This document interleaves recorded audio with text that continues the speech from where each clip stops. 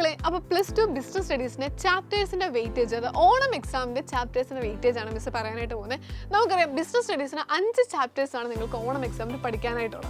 അപ്പം അതിൽ ഏറ്റവും ഇമ്പോർട്ടൻ്റ് ആയിട്ടുള്ള ചാപ്റ്റർ ആണ് നമുക്ക് സെക്കൻഡ് ചാപ്റ്ററായ പ്രിൻസിപ്പിൾസ് ഓഫ് മാനേജ്മെന്റും ആൻഡ് ദെൻ 5th ചാപ്റ്ററായ ഓർഗനൈസിംഗ് എന്ന് പറയുന്ന ചാപ്റ്റർ. ഓക്കെ, അപ്പം ഏറ്റവും കൂടുതൽ കണ്ടന്റ് പഠിക്കാനായിട്ടുള്ളതും ഏറ്റവും കൂടുതൽ ചോദ്യങ്ങൾ വരുന്നതും ഈ 2 ചാപ്റ്റേഴ്സിൽ നിന്ന് തന്നെയായിരിക്കും.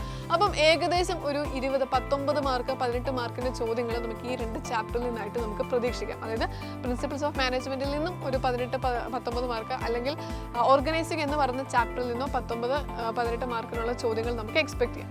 പിന്നെ വന്നിട്ട് നമുക്ക് പഠിക്കാനുള്ള first chapter nature and significance of management and then planning എന്ന് പറയുന്ന ചാപ്റ്റർ. ഈ 2 ചാപ്റ്ററിൽ നിന്നും ഒരു 16 മാർക്കിന്റെ ചോദ്യങ്ങൾ നമുക്കത് ആദ്യത്തെ ചാപ്റ്ററിൽ നിന്നും 16 മാർക്ക്, ദെൻ നമ്മുടെ ലാസ്റ്റ് ചാപ്റ്ററിൽ നിന്നും ഒരു 16 മാർക്കിനുള്ള ചോദ്യങ്ങൾ നമുക്ക് എക്സ്പെക്ട് ചെയ്യാം. പിന്നെ വരുന്ന ബിസിനസ് എൻവയോൺമെന്റ് ആണ്. അതിൽ നിന്ന് നമുക്കൊരു 10-11 മാർക്കിനുള്ള ചോദ്യങ്ങളാണ് നമുക്ക് എക്സ്പെക്ട് ചെയ്യുന്നത്. അപ്പോൾ ടോട്ടൽ ബിസിനസ് സ്റ്റഡീസിന്റെ എക്സാം 80 മാർക്കിനാണ് വരുന്നത്. തിയറി പേപ്പറാണ്. അപ്പം 80 മാർക്കിനാണ് ഓണം എക്സാം നിങ്ങൾക്ക് വരുന്നത്. അപ്പം ഈ ഒരു സീരിയസ്നെസ്സോട് കൂടിയാണ് നിങ്ങൾ ചാപ്റ്റേഴ്സ് പഠിക്കേണ്ടത്.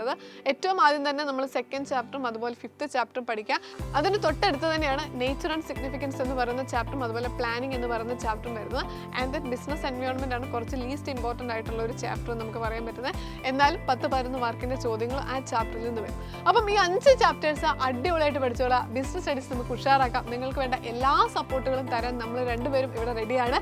അപ്പം നമ്മുടെ കൂടെ തന്നെ നിന്ന് പഠിച്ചോളുക. നമുക്ക് ഈ വർഷം അടിപൊളിയാക്കാം. വിഷയം